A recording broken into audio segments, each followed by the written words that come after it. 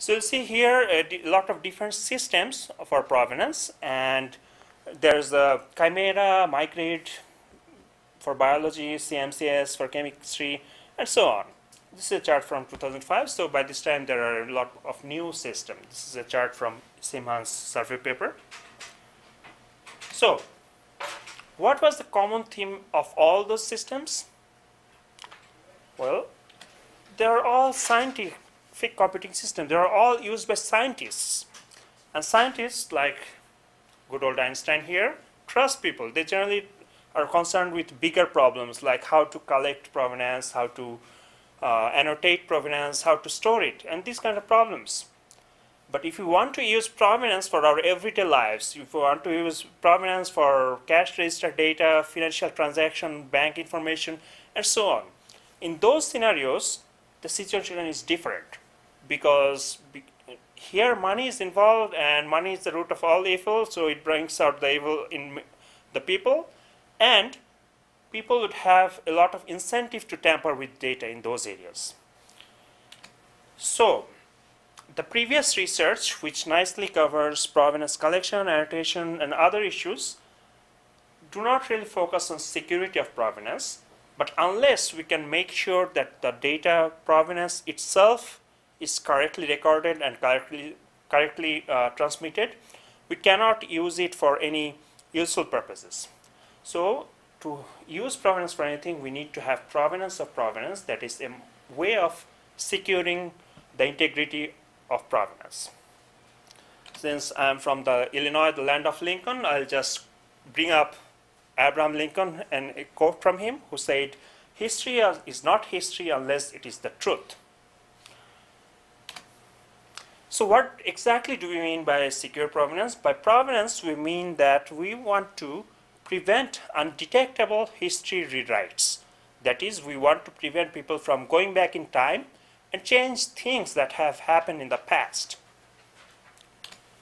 So that's our first goal. We want to prevent undetectable modification of history, so that no one can insert fake events, remove genuine events from a document's provenance, and no one can deny their own actions. At the same time, inevitably there are confidentiality issues where we have to make sure that the provenance information itself is confidential, or we can have it selective confidentiality, so that we reveal that information to only the trusted people but not the untrusted people. So here's the threat model we consider in this scenario. In this threat model, we have users like Alice, Bob, and Charlie who edit documents. Now, here there are two things. So I said users edit documents on their machines. That means these documents get passed around between users, and when someone edits a document, it's completely under their control. A log of each user's modification is made, and that log is stored in a provenance entry.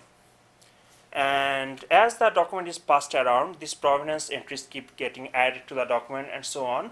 And a chronologically ordered sequence of these entries form the provenance chain of the document. Now, there are auditors. In our scheme, we assume that there are multiple auditors in an organization, and they're semi-trusted. I say semi-trusted because there might be many auditors, and you don't trust the auditors, all of them at the same level. You might trust them for your regular data, regular activities, but not for maybe your sensitive information, and so on. So only all the auditors can verify the integrity of the chain, but only certain auditors can read each entry. And they can verify integrity and read entry. And finally, we have adversaries. Now, the adversaries are not someone who came from the outside. In our model, we assume that even the insiders can turn into adversaries. Then they can try to tamper with history. They can try to add or remove history entries.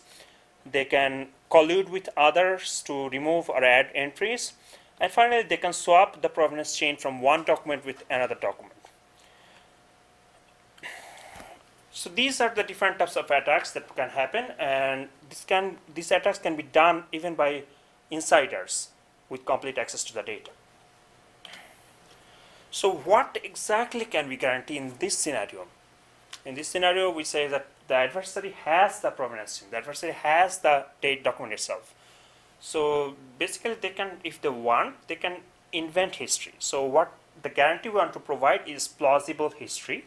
That is, we want to make sure that, well, let me first define what plausible history is. Plausible history is if we record all the events happening to a document that takes it from its initial version to its final version, that record is a plausible history of the document.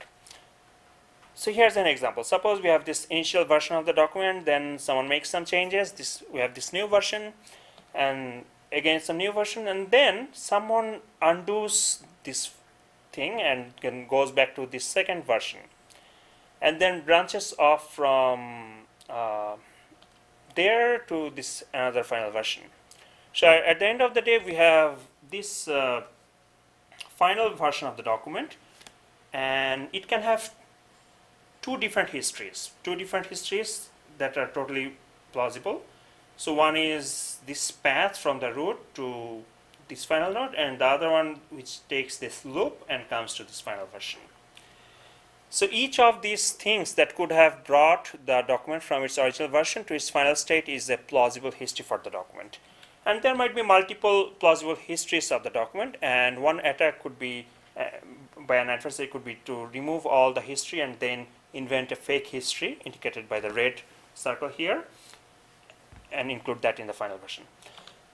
So what exactly do we want to achieve here? We want to achieve this goal, where if someone presents you with a document and its history, we want to make sure that you can check it for plausibility, and you can check if this history could have happened to a document.